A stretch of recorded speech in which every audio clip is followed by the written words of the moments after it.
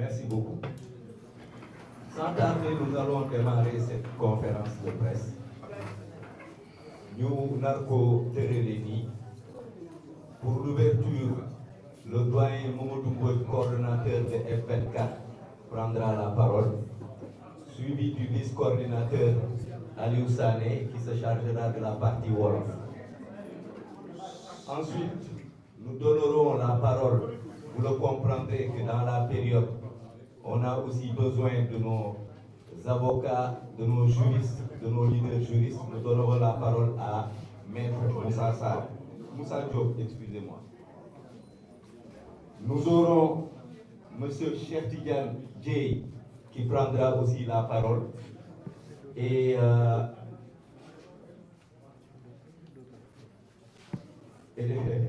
d'accord, de façon au fur et à mesure, on vous donnera la liste. Merci beaucoup. Doyen Mbodj, à vous la parole. Au nom de F24, donc, nous saluons toute la presse présente ici.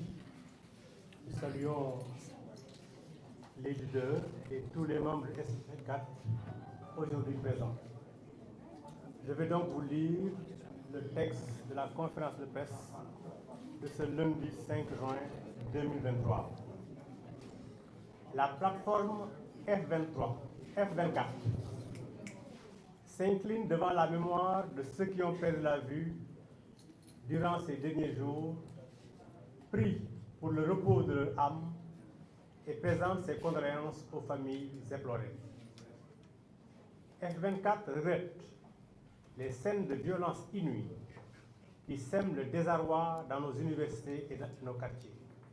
Les incendies programmés des villas et des voitures, le saccage des biens publics et privés dans de nombreuses localités, dont la responsabilité totale est imputable au président Macky Sall et à son gouvernement. En effet, depuis la publication du verdict unique d'un procès honteux qui a acquitté Ousmane Sonko des chefs d'accusation de viol et de menace de mort, le sang coule. Le bilan provisoire fait état de 16 morts, 357 blessés et des arrestations par centaines. Les Sénégalais souffrent et manquent de plus en plus de tout. Les restrictions et blocages sur Internet et les réseaux sociaux qui relèvent de pratiques de notre âge ne portent pas seulement atteinte aux libertés individuelles et collectives, elles constituent un facteur d'inertie affectant les transactions financières des institutions publiques et privées. En outre, la psychose résultant d'une insécurité qui a atteint un niveau paroxystique conduit les travailleurs et les apprenants à rester cloîtrés chez eux, les entreprises et services à fermer ou à fonctionner au ralenti. Cette prostration qui prive de nombreux Sénégalais de leur revenu quotidien plonge des familles entières dans l'impossibilité de bénéficier des repas indispensables à leur survie. Enfin, l'insécurité et les difficultés de déplacement ont conduit à une pénurie de gaz, de carburant et même des denrées de première nécessité, accentuant le mal-être de plusieurs citoyens.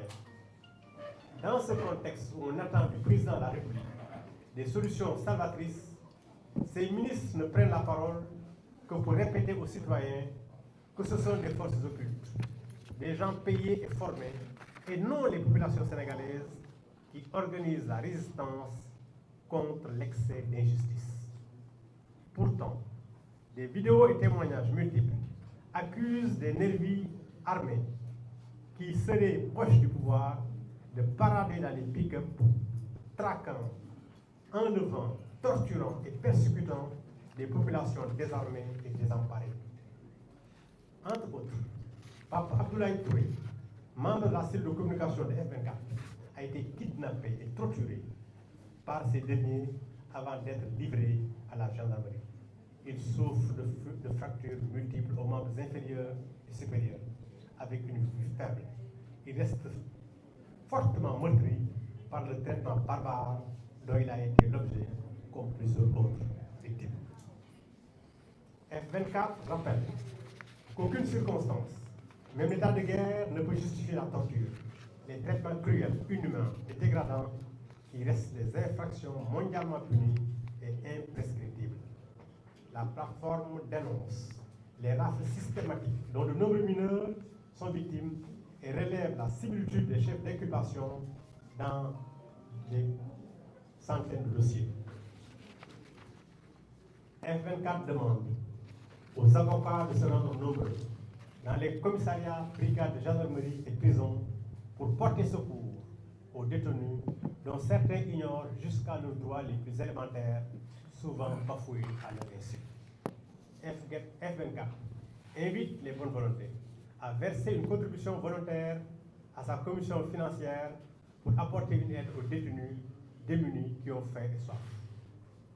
Mettre un terme avant qu'il ne soit trop tard aux exactions, à la violence aveugle, à la terreur et subséquemment à la vendetta qui s'installe progressivement dans notre pays relève uniquement des prérogatives du président de la République.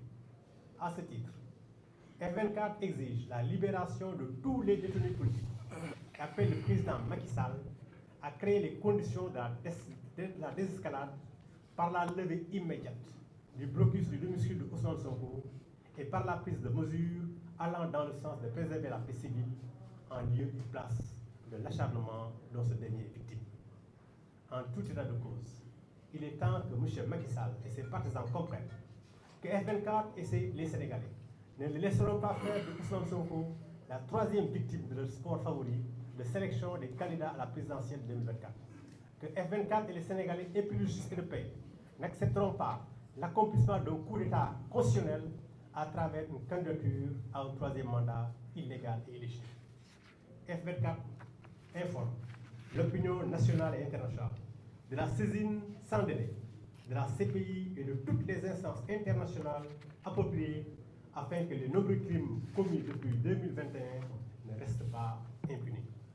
F24 invite les Sénégalais à signer la pétition, à se mobiliser et à participer massivement aux séries de manifestations pacifiques prévues dans son plan d'action, dont les premières auront lieu les vendredis 9 et samedi 10 juin 2023. Il s'agira de la part de tous les citoyens, soucieux du triomphe de la vérité, de se mobiliser pour manifester leur engagement pour la paix et la satisfaction des points constitutifs de la charte de F24. La paix avant tout, la paix au-dessus de tout, la paix adossée à la vérité surtout.